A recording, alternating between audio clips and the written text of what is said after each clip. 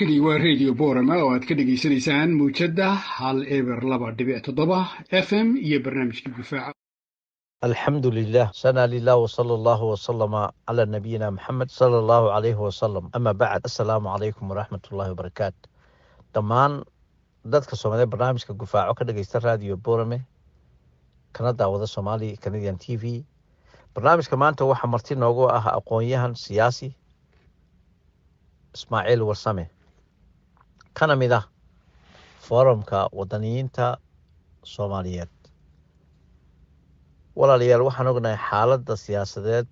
nabadeed iyo dhaqaale iyo nabadgelyo ay ku sugan yihiin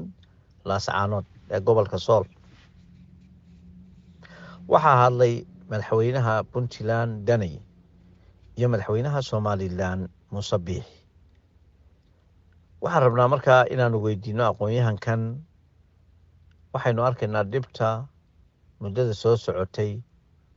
ee labada madax ka kala hadlayaan maxaa sababay baad isleedahay maanta halka inay soo gaadho kusoo dhawo barnaamijka gufaaco radio Boorame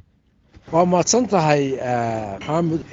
su'aashaas waa su'aal muhiim ah laakiin isku soo xoori jawaabteedii ninka carabka wuxuu yiri markuu Soomaalida dagaalkeeda arkay waa hore kulli fidma cinda geel kulli fidma cinda ibil yani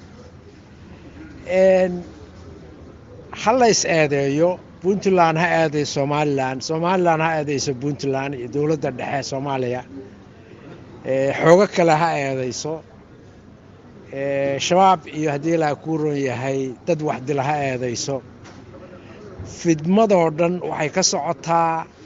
joogitaanka qabsashada iyo joogitaanka maamulka Hargeysa qabaa'ilka reer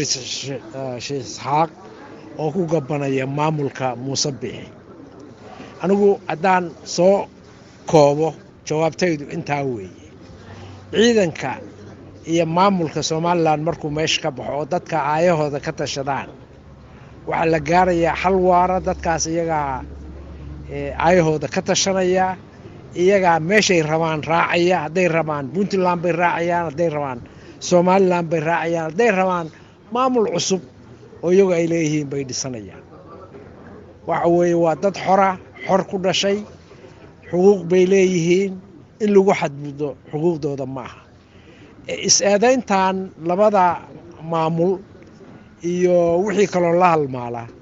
kulli waxa loo aanaynayaa oo arintu isugu biyo shubanaysaa joogitaanka ciidamada Hargeysa oo khasabka ku haysta gobolka Sool